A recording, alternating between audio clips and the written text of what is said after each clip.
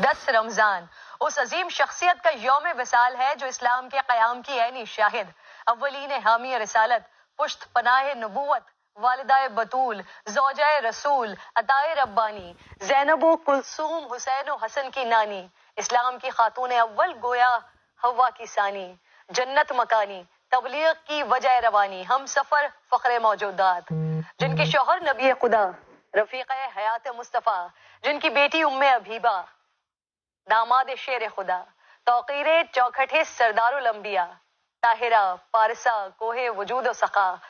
منبع پارسائی و تقوی، ناصرہ، محسنہ، خاتون حجاز، عقیلہ قریش، محسنہ اسلام، ملکۃ العرب، خدیجۃ الکبریٰ رضی اللہ تعالی عنہا، جن پر آسمان سے سلام اترا، بغیر کسی توقف کے ایمان لانے والی، راہ تبلیغ میں ساتھ بٹانے والی، محبوب خدا کی دل جوئی کرنے والی، مصطفیٰ کے زخموں کی شاہد، امت کے غم سے بوجھل قلب مصطفیٰ کی تسکین کا سبب بننے والی، آپ کے گھر کو مسکن ترویج دین بنانے والی، پاک اولاد کے ذریعے طعنہ ابتر سے بچانے والی، وہ زوجہ جنہوں نے آپ صلی اللہ علیہ وآلہ وسلم کی رفاقت میں سب سے زیادہ عرصہ گزارا، 25 سال آپ کی خدمت اقدس میں وقف کیے سال گزارے، آپ کی موجودگی میں نبی کریم صلی اللہ علیہ وآلہ وسلم نے دوسری شادی نہیں کی، آپ نے اپنے چچا زاد بھائی ورقہ ابن نوفل سے سرکار دو عالم صلی اللہ علیہ وآلہ وسلم کے فضائل و کمالات سنے، علماء و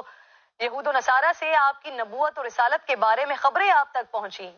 اور پھر آپ کے قلب مبارک میں عشق مصطفیٰ صلی اللہ علیہ وآلہ وسلم کی جو تپش پیدا ہو چکی تھی، سفر تجارت میں اپنے غلام کے ذریعے حضور کے اخلاق حمیدہ اور معجزات کو سن کر ان میں مزید اضافہ ہوتا گیا،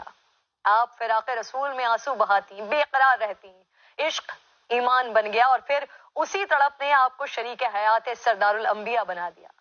قریش کے ان اشراف زادوں سے شادی کی درخواست مسترد کی اور خود عقد کا پیغام بھجوا کر کائنات کی ہر عورت کو پیغام دیا کہ رشتہ ازدواج کے لیے وہ کتنی با اختیار ہیں اور اس کا انتخاب بھی کتنا بلند ہونا چاہیے۔ دور جاہلیت اور عرب کے داغدار سماج میں بھی جناب خدیجہ اپنی عفت اور پاکیزگی کی وجہ سے طاہرہ کے لقب سے پکاری جاتی تھی، ان کے والد قریش کے ایک کامیاب تاجر تھے، انہیں اپنے والد کی مہارتیں ایک ایسے وقت میں وراثت میں ملی جہاں معاشرہ مردانہ غلبے والا اور خطرناک تھا، ایسے ماحول میں انہوں نے اپنی دولت، اعلیٰ کردار اور حسن اخلاق کی وجہ سے نام کمایا۔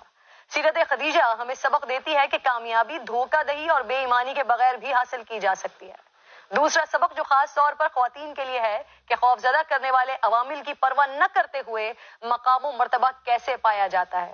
شادی سے پہلے اماں خدیجہ بہت بڑے کاروبار کی مالک تھیں، آپ کے عظیم کاروان تجارت میں 80,000 سے زائد اونٹ تھے، سونے سے لدی ہوئی سواریاں تھیں، اور پھر یہی عرب کی ملکہ جب عقد مصطفیٰ میں آئی تو اپنے آپ کو اسلام کی کنیز بنا دیا، اپنا سارا مال، اپنی ساری دولت پیغمبر کے قدموں میں نچھاور کر دی، خود سخت تنگ دستی کی زندگی بسر کی، یہاں تک کہ بائیکاٹ کی سختیاں آپ نے برداشت کی، کئی کئی دن فاقوں میں گزرے، صرف درخت کے پتوں سے گزارا کیا کرتی تھی، جس کے نتیجے میں آپ کی صحت بھی خراب ہو گئی جو آپ کی وفات کا سبب بنی۔